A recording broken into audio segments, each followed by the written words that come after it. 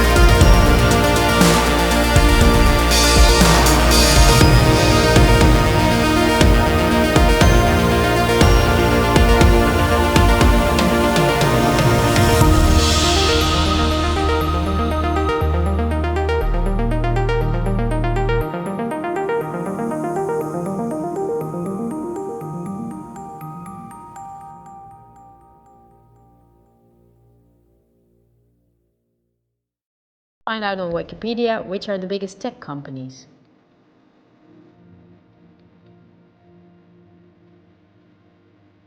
Facebook is the owner of WhatsApp and Instagram. Together with Twitter, they form the most popular social media platforms. Alphabet is the parent of all Google companies like YouTube and Gmail. But they are also the biggest investor in Android, one of the two operating systems for nearly all smartphones and tablets. The other operating system is Apple's iOS. If we add Microsoft to the above three, we see 4 companies making the software for nearly all computers, tablets and smartphones in the world. Let's see who are the biggest shareholders of these companies. Take Facebook. We see that 80% of the stock is owned by institutional investors. These are the same names that came up in the food industry. The same investors are in the top 3. Next is Twitter. It forms with Facebook and Instagram the top 3. Surprisingly, this company is in the hands of the same investors as well. We see them again with Apple and even with their biggest competitor, Microsoft.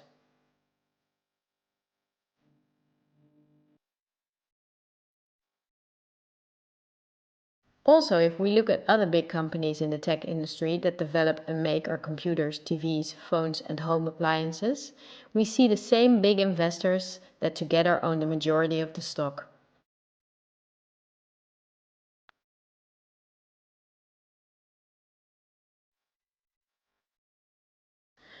It's true for all industries, I'm not exaggerating.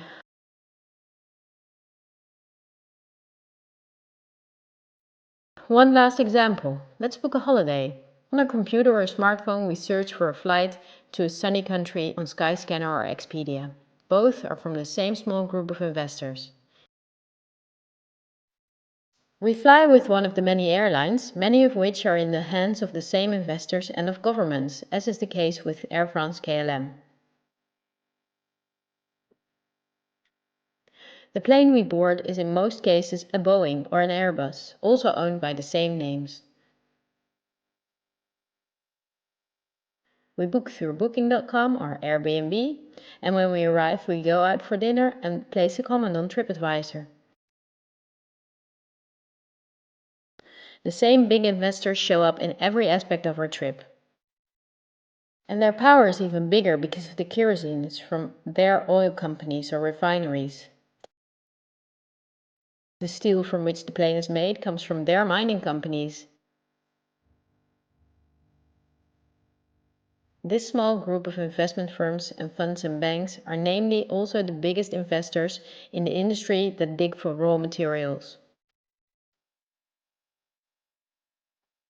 Wikipedia shows that the biggest mining companies have the same big investors that we see everywhere.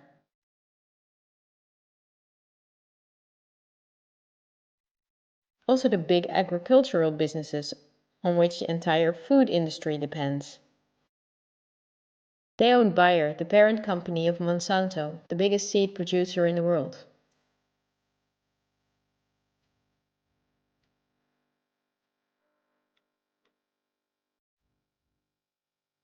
But they are also the shareholders of the big textile industry.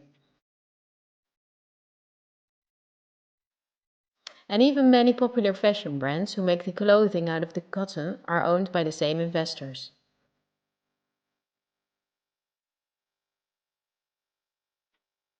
Whether we look at the world's biggest solar panel companies or oil refineries, the stocks are in the hands of the same companies. They own the tobacco companies that produce all the popular tobacco brands, but they also own all big pharmaceutical companies and the scientific institutions that produce medicine.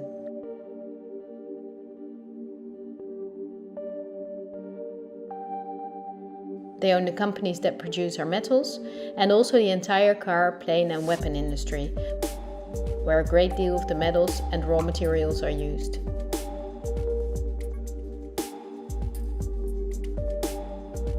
They own the companies that build our electronics, they own the big warehouses and online markets, and even the means of payment we use to buy their products.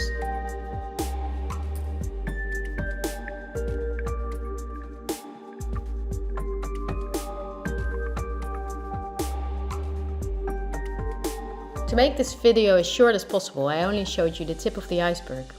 If you decide to research this with the sources I just showed you, then you will see that most popular insurance companies, banks, construction companies, telephone companies, restaurant chains and cosmetics are owned by the same institutional investors we have just seen.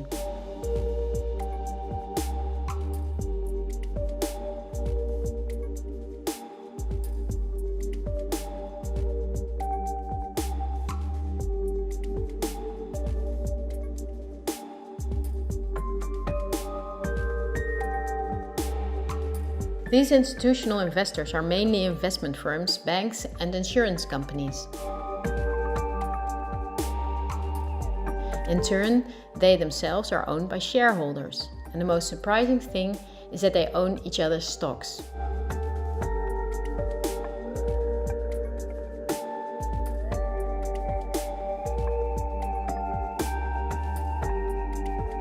Together they form an immense network comparable to a pyramid.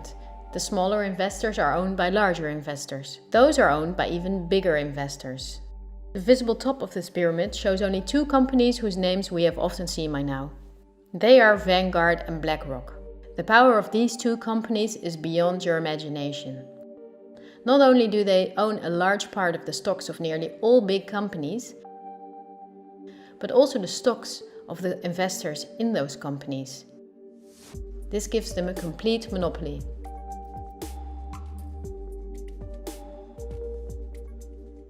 A Bloomberg report states that both these companies in the year 2028 together will have investments in the amount of $20 trillion.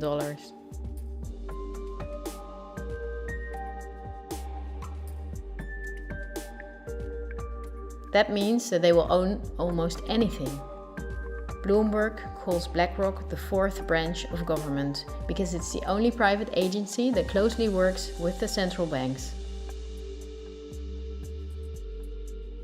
BlackRock lends money to the central bank, but it's also the advisor. It also developed the software the central bank uses. Many BlackRock employees were in the White House with Bush and Obama. Its CEO Larry Fink can count on a warm welcome from leaders and politicians. Not so strange if you know that he is the frontman of the ruling company. But Larry Fink does not pull the strings himself. BlackRock itself is also owned by shareholders. Who are those shareholders? We come to a strange conclusion. The biggest shareholder is Vanguard. But now it gets murky. Vanguard is a private company and we cannot see who the shareholders are.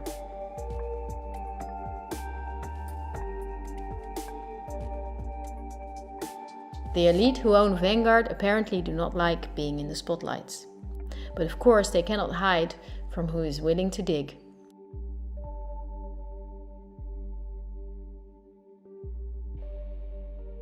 Reports from Oxfam and Bloomberg say that 1% of the world together owns more money than the other 99%.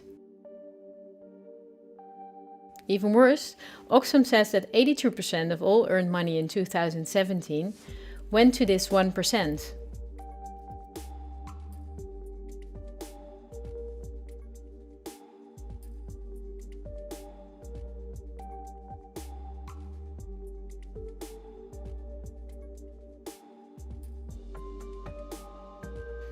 Forbes, the most famous business magazine, says that in March 2020 there were 2,095 billionaires in the world.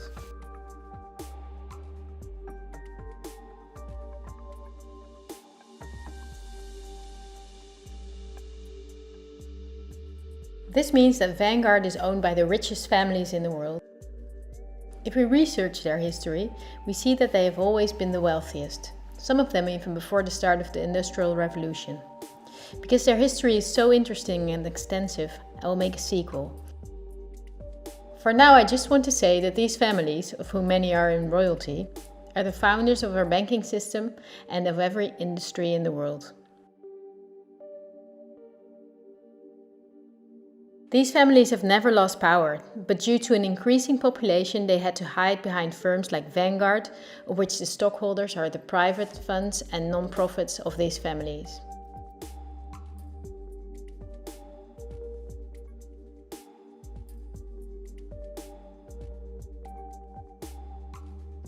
To clarify the picture, I have to explain briefly what non-profits actually are.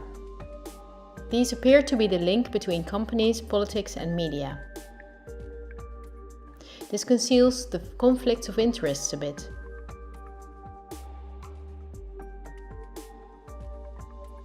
Non-profits, also called foundations, are dependent on donations. They do not have to disclose who their donors are. They can invest the money in the way they see fit and do not pay taxes as long as the profits are invested again in new projects. In this way, non-profits keep hundreds of billions of dollars among themselves. According to the Australian government, non-profits are an ideal way of financing terrorists and of massive money laundering.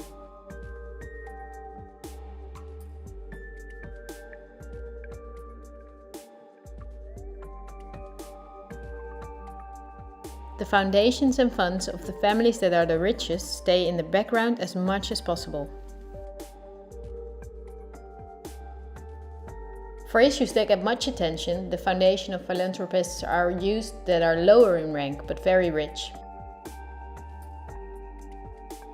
I want to keep it short, so I will show you the three most important ones that connect all industries in the world. They are the Bill and Melinda Gates Foundation, the Open Society Foundation of the controversial multi-billionaire Soros, and the Clinton Foundation. I will give you a very short introduction to show you their power. According to the website of the World Economic Forum, the Gates Foundation is the biggest sponsor of the WHO. That was after Donald Trump quit USA financial support to the WHO in 2020. So the Gates Foundation is one of the most influential entities in everything that concerns our health. The Gates Foundation works closely with the biggest pharma companies, among which are Pfizer, AstraZeneca, Johnson & Johnson, BioNTech and Bayer. And we have just seen who their biggest shareholders are. Bill Gates was not a poor computer nerd who miraculously became very rich. He's from a philanthropist family that works for the absolute elite. His Microsoft is owned by Vanguard, BlackRock and Berkshire Hathaway. But the Gates Foundation, after BlackRock and Vanguard, is the biggest shareholder in Berkshire Hathaway. He was even a member of the board there. We would need hours if we wanted to uncover everything in which Gates, the Open Society Foundation of Soros and the Clinton Foundation are involved. They form a bridge to the current situation, so I had to introduce them. We need to start the next topic with a question. Someone like me, who never makes videos, can with an old laptop objectively show that only two companies hold a monopoly in all industries in the world. My question is, why is this never talked about in the media? We can choose daily between all sorts of documentaries and TV programs, but none of them cover this subject. Is it not interesting enough? Or are there other interests at play? Wikipedia again gives us the answer. They say that about 90% of the international media is owned by 9 media conglomerates. Whether we take the monopolists Netflix and Amazon Prime, or enormous concerns that own many daughter companies like Time Warner, the Walt Disney Company, Comcast, Fox Corporations, Bertelsmann and Viacom CBS, we see that the same names own the stocks. These corporations not only make all the programs, movies and documentaries, but also own the channels on which those are broadcast. So not only the industries, but also the information is owned by the elite. I will show you briefly how this works in the Netherlands. To start with, all the Dutch mainstream media are owned by 3 companies. The first one is the Persgroep, the parent company of the following brands. Apart from the many newspapers and magazines, they also own Sanoma, the parent company of some of the big commercial Dutch channels.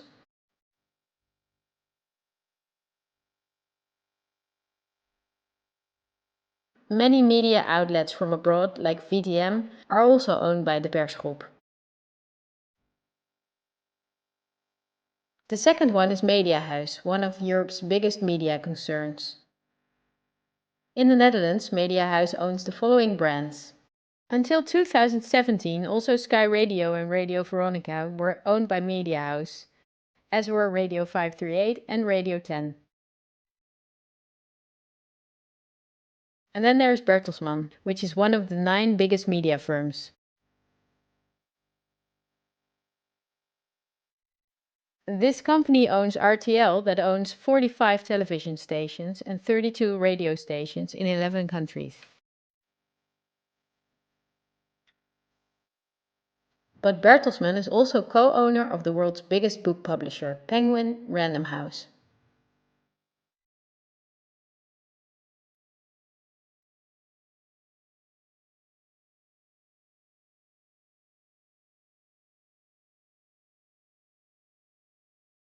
The stocks of these companies are owned by private funds of 3 families.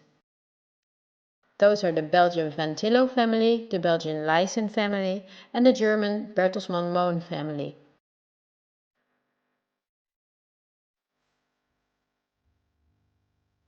All 3 families sided with the Nazis in the war, according to Wikipedia. For this reason, the Telegraaf, the Lyssen newspaper, was temporarily forbidden in the Netherlands after the war. To complete this overview, look at where the news comes from.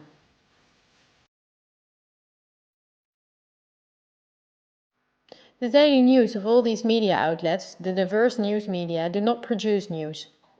They use information and footage from the press agencies ANP and Reuters. These agencies are not independent. ANP is owned by Talpa, John de Mol. Thomson Reuters is owned by the powerful Canadian Thomson family.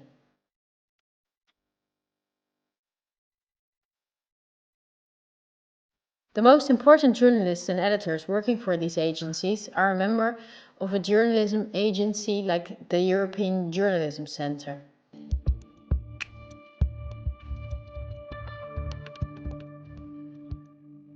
These are one of the biggest European sponsors of media-related projects. They educate journalists, publish study books, provide training spaces and press agencies, and work closely together with the big corporations, Google and Facebook. For journalistic analysis and views, the big media use Project Syndicate. This is the most powerful organization in the field. Project Syndicate and organizations like I mentioned are together with the press agencies the link between all worldwide media outlets. When news anchors read from their audio cues, chances are that the text stems from one of these organizations. That is the reason that worldwide media shows synchronicity in their reporting. One-sided stories plaguing our country. The sharing of biased and false news has become all too common on social media. More alarming, some media outlets publish these same fake stories without checking facts first. The sharing of biased and false news has become all too common on social media. More alarming, some media outlets publish these stories simply aren't true without checking facts first. Unfortunately, some members of the media use their platforms to push their own personal bias and agenda to control exactly what people think. And this is extremely dangerous to our democracy. This is extremely dangerous to our democracy. This is extremely dangerous to our democracy. This is extremely dangerous to our democracy. This is extremely dangerous to our democracy. This is extremely dangerous to our democracy. This is extremely dangerous to our democracy. This is extremely dangerous to our democracy. This is extremely dangerous to our democracy. This is extremely dangerous to our democracy. This is extremely dangerous to our democracy. This is extremely dangerous to our democracy. This is extremely dangerous to our democracy. This is extremely dangerous to our democracy. And look at the European Journalism Centre itself. Again, the Gates Foundation and the Open Society Foundation. They are also heavily sponsored by Facebook, Google, the Ministry of Education and Science, and the Ministry of Foreign Affairs. Who sponsors the organization and press agencies that produce our news? With Project Syndicate, we see the BMGF, the Open Society Foundation and the European Journalism Centre. The organizations that bring the news get paid by non-profit organizations, of the same elite that also owns the entire media. But also a part of taxpayers' money is used to pay them. In Belgium there are protests regularly since Mediahuis and the Persgroep receive millions of euros from the government, while many are abroad. As a closing note, we take our Dutch Public Broadcasting Service, NPO. Criticism that it is a mouthpiece of the government, that in itself could be a mouthpiece of the big corporation, is not unfounded. The chairman of the supervisory board of the NPO is Tjibbe Joustra. He wrote the electoral platform for the VVD, a right-wing liberal party. Former VVD leader Ed Nijpels was chairman of Avrotros. VVD legislator Erik van den Burg is chairman of the NTR. Former chairman of the VVD Bas Eenhoorn is now chairman of WNL.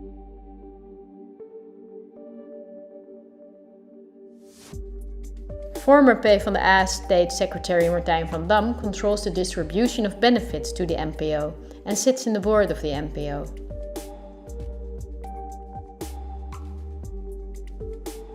Former chairman of the PvdA is now in the supervisory board of the VARA.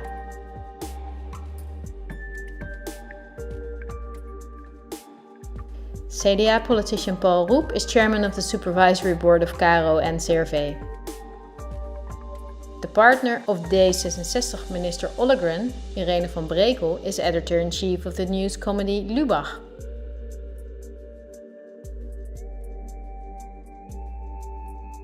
Former news anchor Pia Dijkstra is now a member of parliament for D66.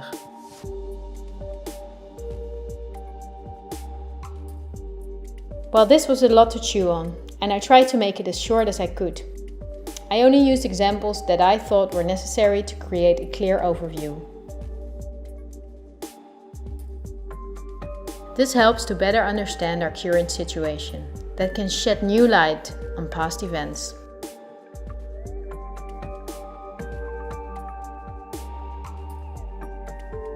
There will be enough time to dive into the past, but now let's talk about today. But my goal is to inform you about the danger we are in now.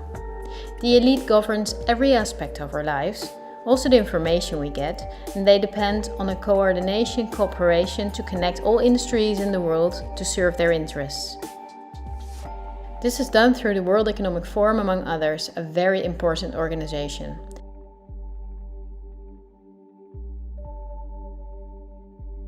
Every year in Davos, the CEOs of big corporations meet national leaders, politicians and other influential parties like UNICEF and Greenpeace. In the supervisory board of the WEF is former President Al Gore, our own Minister Kaag, Fijke Sijbesma, chairman of the Royal Dutch State Mines, and the commissioner of DNB, the Dutch bank. Christine Lagarde, chairwoman of the European Central Bank. Also politician Vert Grapperhaus' son works for the WEF. Wikipedia says that the annual fee for members is €X.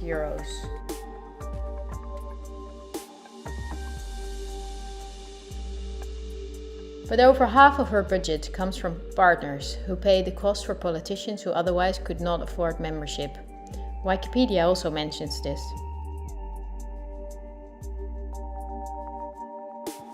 According to critics, the WEF is for rich businesses to do business with other businesses or with politicians. For most members, the WEF would support personal gain instead of being a means to solve the world's problems. Why would there be many world problems if the industry leaders, bankers and politicians from 1971 onwards have gathered every year to solve the world's problems? Isn't it illogical that after 50 years of meetings between environmentalists and the CEOs of the most polluting companies, nature is gradually doing worse, not better? That those critics are right is clear when we look at the main partners that together make up more than half of the budget of the WEF.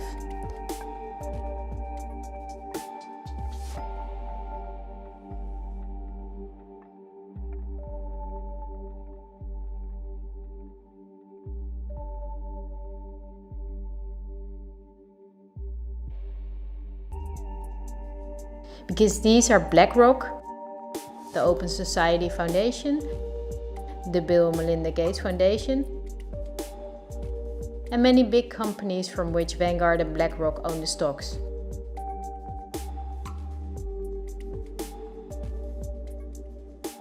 Chairman and founder of the WEF is Klaus Schwab, a Swiss professor and businessman. In his book The Great Reset, he writes about the plans of his organization. The coronavirus is, according to him, a great opportunity to reset our societies.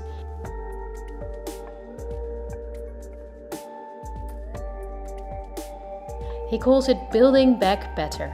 The slogan is now on the lips of all globalist politicians in the world. Historical moment, a crucial moment to rebuild the future, to reset our policies. We also want to work together on building back better. I call it Build Back Better. But the COVID-19 pandemic can also be a moment for resolving long-standing conflicts and addressing structural weaknesses. It's certainly a major crisis, but it also offers us a unique opportunity. 4 sets of priorities can guide the response to build back better. To build back a better world. But also to build back better. This pandemic has provided an opportunity for a reset. And achieve the Sustainable Development Goal. Our old society must switch to a new one, says Schwab. The people own nothing but work for the state to have their primary needs met.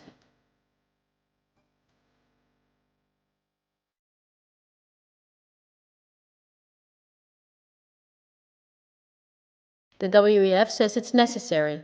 For the consumption society the elite forced upon us is not sustainable anymore.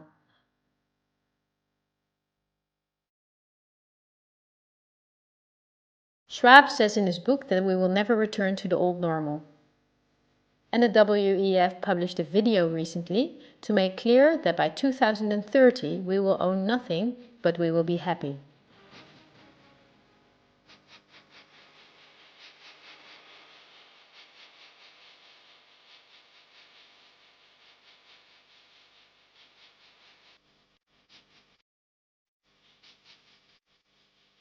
You've probably heard of the New World Order. The media wants us to believe that this is a conspiracy theory, yet it has been talked about by leaders for decades. George Bush Sr., Bill Clinton and Nelson Mandela, but also world-famous philanthropists like Cecil Rhodes, David Rockefeller, Henry Kissinger, and even George Soros.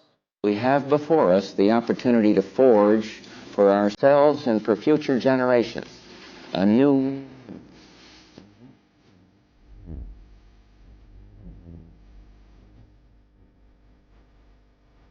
When we are successful, and we will be, we have a real chance at this new world order, an order in which a credible United Nations can use its peacekeeping role to fulfill the promise and vision of the UN's founders. After 1989, President Bush said, and it's a phrase that I often use myself, that we needed a new world order. The affirmative task we have now is to actually create a new world order.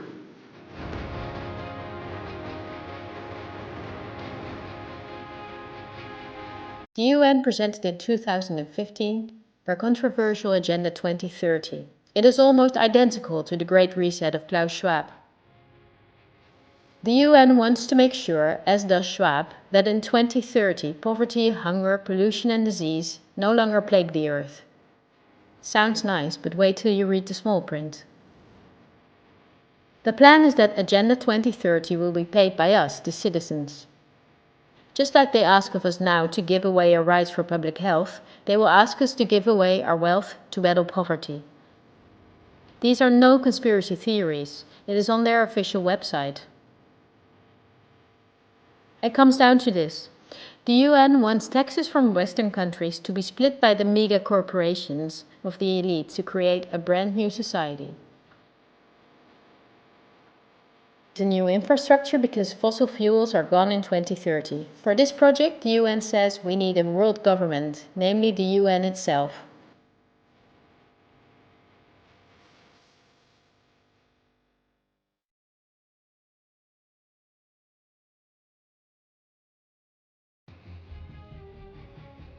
The UN agrees with Schwab that a pandemic is a golden chance to accelerate the implementation of Agenda 2030. It is worrisome that the WEF and the UN openly admit that pandemics and other catastrophes can be used to reshape society. We must not think lightly about this and do thorough research.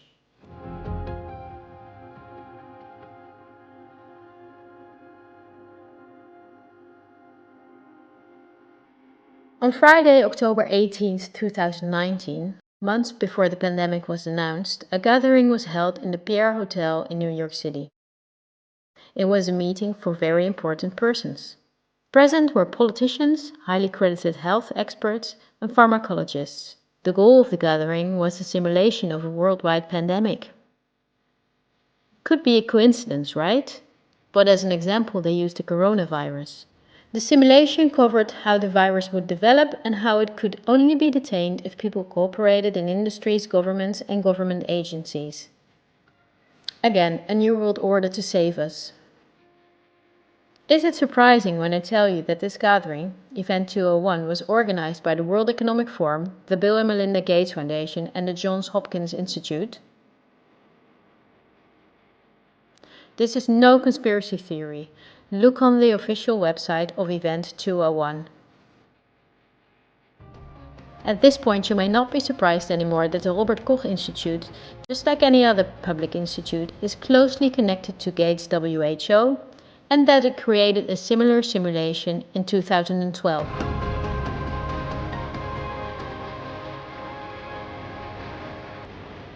Just like in Event 201, they took a coronavirus as an example. In this simulation, the starting point was a food market in Southeast Asia.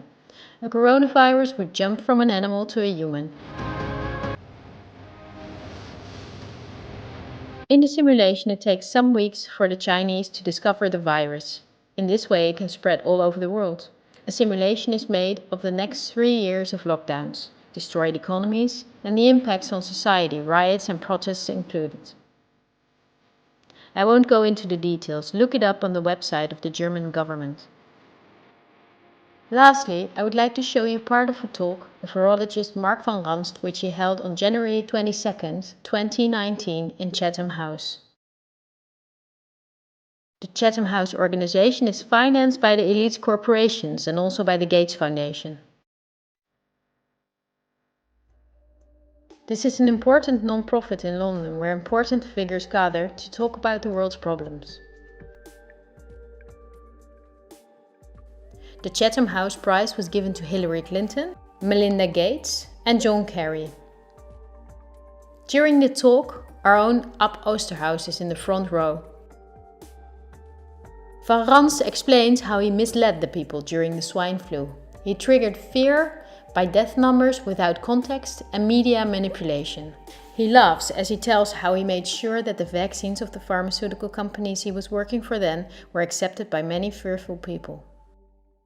To tell you about my experiences being the crisis manager, the flu commissioner for Belgium and highlighting the communication aspects there.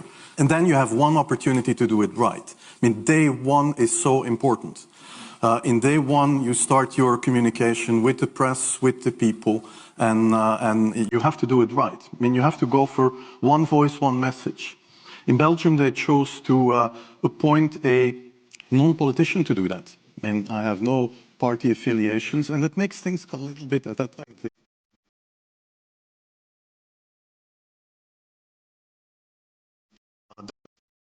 And that was a huge advantage. The second advantage is that you can play in Brussels the complete naive guy and get a lot more done than you would otherwise be able to do. You have to be omnipresent that first day or the first days so that you attract the media attention. You make an agreement with them that you will tell them all, and if they call, you will pick up the phone. When you do that, then you can profit from these early days to get complete carpet coverage of the field, and they're not going to search for alternative voices there. And if you do that, that makes things a lot easier. And then you have to say, okay, well, we will have H1N1 deaths. Of course, that would be unavoidable. I used there Sir Donaldson's quote, where he said that in the UK, By the peak of the epidemic, 40 people would die per day at the end of the summer. So 62 at that time million people in UK, 40 deaths a day. I worked it out for Belgium. That would be 7 deaths a day at the peak of the epidemic. I used that in the media. 7 Belgian flu deaths per day at the peak of the epidemic would be realistic. That is true in every year, even interpandemically. That is very, very conservative. However, talking about fatalities is important because when you say that, people say, wow, what do you mean? People die because of influenza? And that was a necessary step to take. And then, of course, a couple of days later, you had the first H1N1 death in the country, and the scene was set and it was already talked about. And then you had to pick who is going to be vaccinated first. And then, well, women and children first, whatever. I mean, risk groups, they were important. And then I missed the fact.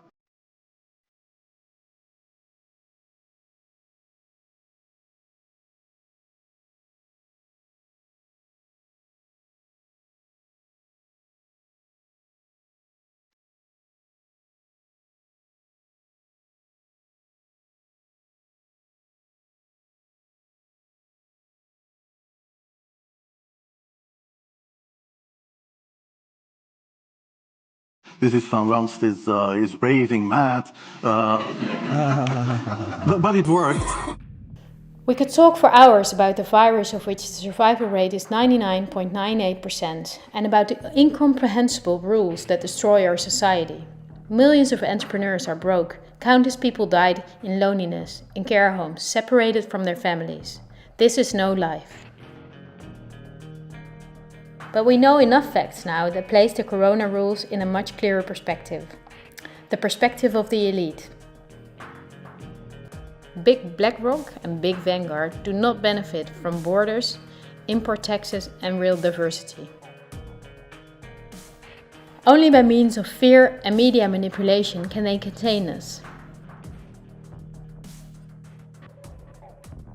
The elite's not going to cure us from the diseases we got from their toxic foods or from the environmental pollution.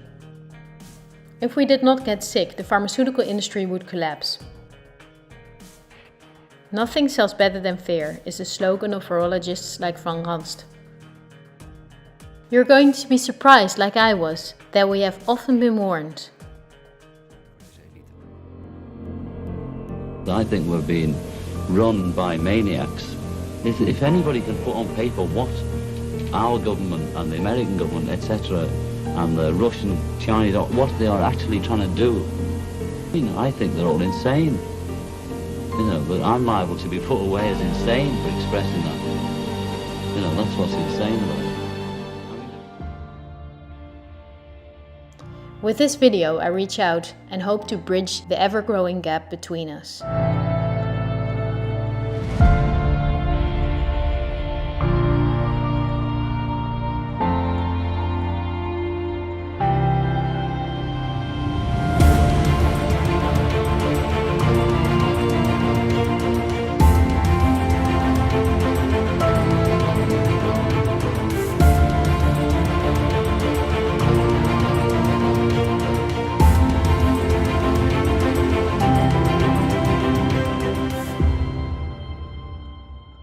Thank you for listening. I hope in a free future we will remember this time as a unique moment in human history. It will be a tough journey, but we will travel together. We will help each other when we fall, and we will not be fearful. We are the 99%.